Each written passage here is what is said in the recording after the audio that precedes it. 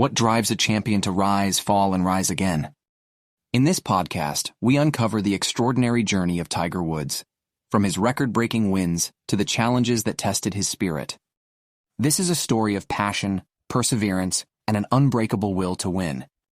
What made Tiger Woods one of the most famous athletes? Tiger Woods' legacy in golf is nothing short of extraordinary, making him one of the most iconic figures in the sport's history. He broke barriers by being the first golfer of African-American descent to win a major championship, and remarkably, was also the youngest to achieve this milestone. Woods has amassed an impressive collection of accomplishments in his career. He secured 14 major titles and won 79 PGA Tour events, making him second only to Sam Snead in these iconic victories. Globally, he boasts over 100 tournament wins.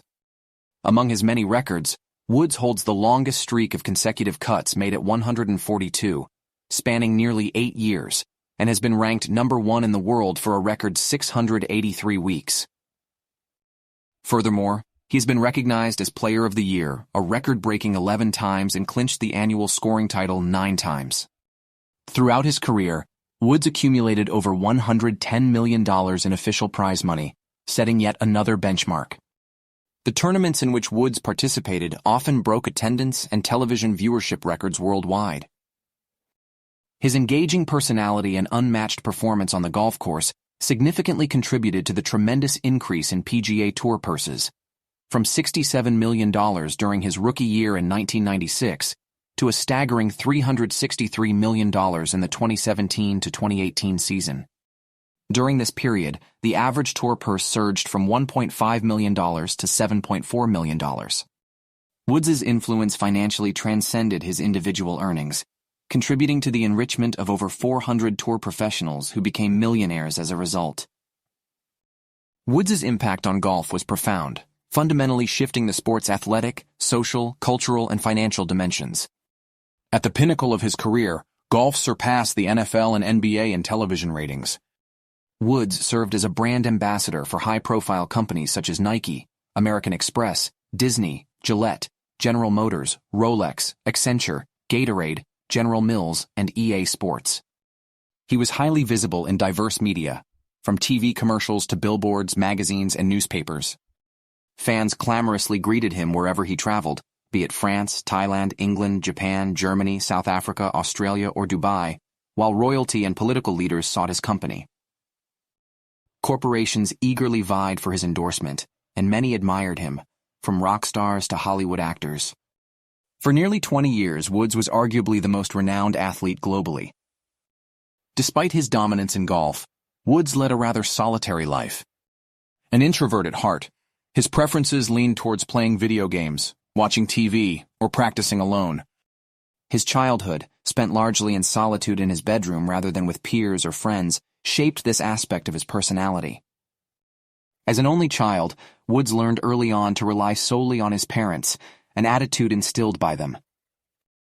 His father, Earl Woods, was his golf mentor, sage, visionary, and best friend, while his mother, Coltita, was his fierce protector and disciplinarian. Together, Woods' parents created a fortified environment that safeguarded Tiger's journey to success, reinforcing a family ethos that emphasized their unity and centrality. The Woods family dynamic positioned Tiger as one of the most enigmatic athletes, characterized by an intense dedication to privacy. He mastered the art of maintaining his allure while revealing little of his personal life. Though he stepped into the public eye as a child, appearing on television shows as early as age 2, much of his family history, along with personal details, remains concealed behind strategic interviews, press releases, folklore, half-truths, sophisticated advertising, and tabloid narratives. This duality made Tiger Woods not only a golfing legend, but also a deeply intriguing figure whose life story captivated the world. How did a legendary shot by Tiger shape his relationship with Nike? Tiger Woods, who was legendary both for his individual talent and for his ability to perform under pressure, continually refined his skills in his hotel room.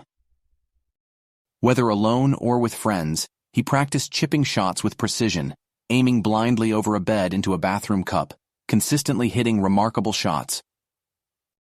Over time, a wedge had become second nature, almost magical in his hands. During a notable tournament, similar to a sorcerer revealing his signature trick, Tiger executed a remarkable pitch shot that defied logic. The ball danced through the air and paused on a subtle ball mark, the precise landing he envisioned, before smoothly gliding towards the hole. The intensity of progression matched the mounting excitement of the crowd, with Verna Lundquist's iconic commentary capturing the moment on live television. Here it comes. Oh my goodness. In a dramatic pause, the ball flirted with the edge of the cup, stationary just long enough to showcase the unmistakable Nike swoosh, before finally dropping for a thrilling birdie. The audience erupted with jubilation amidst the towering Augusta pines as Tiger celebrated with a spirited high-five with caddy Steve Williams, raising his club triumphantly. "Oh, wow!" Lundquist exclaimed. "In your life, have you seen anything like that?" The shot stood as a vivid expression of Woods' exceptional creativity, touch, and precision, demonstrating his mastery of the game. Though his personal demeanor might not have been universally adored, his prowess as a golfer was unparalleled, the result of relentless practice and dedication. On Sunday afternoons, Tiger generously shared his extraordinary talent with millions, allowing them a mesmerizing escape from daily life. Golf, under his influence, touched people in profound ways as never before. The following day, still propelled by the thrill of Woods' 9th major championship victory, Nike's top executives, including Phil Knight and Kel Devlin, embarked on a celebratory plane journey back to Portland, marked by champagne and high spirits. By Tuesday, Jim Riswold and his team at the renowned advertising agency Whedon plus Kennedy rapidly crafted 3 moving Just Do It commercials. Stripped of excessive embellishments, these sharp yet stirring commercials centered on Woods, augmented with a vibrant soundtrack and Lundquist's lyrical commentary. One particularly dramatic version featured a computer-generated starburst coinciding with the ball's descent into the cup, vibrant against the familiar Nike swoosh. Riswold favored this version, yet alternative cuts adhered more closely to traditional norms, reflecting the cultural ethos of Augusta National. The club granted Nike permission to utilize CBS Sports footage without charge, contingent upon the club's final endorsement of the advertisement. When the commercials were reviewed by Glenn Greenspan, responsible for communications at Augusta, he immediately dismissed the starburst version, citing Riswold. Nevertheless, the commercial that eventually broadcast propelled Nike Golf into the spotlight. Tiger's phenomenal shot encapsulated not only his genius, but also reiterated the strong and mutually beneficial relationship between him and his corporate sponsor, Nike. How did Tiger's father's demise affect him and his game? Several weeks after laying his father to rest, Tiger Woods vanished into the highlands near the Mexican border, adjacent to the obscure city of Campo. The journey took him along twisting roads that snaked through barren desert lands, eventually leading to a secluded site known as the Mountain Warfare Training Facility Camp Michael Monsoor. The rugged terrain there bore a striking resemblance to the landscapes found in Afghanistan. This locale was the setting for a comprehensive and award-winning profile by journalist Wright Thompson that was featured in ESPN The Magazine in 2016. In the article, Thompson delved into the activities that transpired during Woods' visit. Adorned in camouflage pants and a brown t-shirt, Tiger armed himself with an M4 assault rifle, complemented by a pistol strapped to his right leg, as he ventured into a kill house. This facility is utilized by Navy SEALs for simulating the high-stress tasks of clearing rooms and rescuing hostages. A Navy SEAL instructor guided Tiger through various drills, where he encountered high-powered paint rounds that inflicted significant bruises upon impact, replicating a hostile environment. Through this exercise, Tiger also fired upon targets dressed as terrorists. Ultimately, Thompson chronicled how Woods honed the technique of room clearance, negotiating corners and identifying firing lanes, performing maneuvers typically reserved for a select few civilians allowed to simulate combat scenarios alongside active Navy SEALs. Remarkably, Tiger chose to immerse himself in these intense military simulations with the 2006 U.S. Open a mere fortnight away. Instead of refining his golf skills, he was engaged in wielding firearms and evading simulated enemy attacks. His presence puzzled even the seasoned SEALs. One particular instructor, a petty officer who shared common ground with Tiger through their father's service as Green Berets in Vietnam, engaged him in a private dialogue outside of the shooting range. "Why are you here?" the instructor inquired with respect. Tiger responded with, "My dad," explaining that his father had once mentioned he would face a choice: become a golfer or pursue a career in special operations. According to Tiger, "My dad told me I had two paths to choose from." This revelation introduced a narrative deviation from the one long told by Tiger's father, Earl Woods. Through 3 published books and countless interviews, Earl never mentioned offering his son a choice between athletics and military service, and Tiger himself had not publicly spoken about such a directive. Yet with his father's recent passing, deeply personal considerations occupied Tiger's mind. "I definitely think he was searching for something," the SEAL instructor told Thompson, acknowledging the reflective and exploratory phase Tiger seemed to be in. For Tiger, this venture with the SEALs represented an opportunity to momentarily live out an alternative life path without the permanence of regret. Tiger's engagement with the SEALs also raised concerns among those within his close circle, notably Hank Haney, his golf coach. Alarmed by Tiger's military pursuits, Haney sent a candid message. "With the U.S. Open 18 days away, do you think it was a good idea to go on a Navy SEALs mission? You need to get that whole SEALs thing out of your system and stick to playing Navy SEAL on the video game. I can tell by the way you are talking and acting that you still want to become a Navy SEAL." Man, are you crazy? Haney's message underscored the gravity and potential danger inherent in the Navy SEAL training exercises, contrasting sharply with the comparatively safer confines of the golf course. How did Tiger come back from health issues?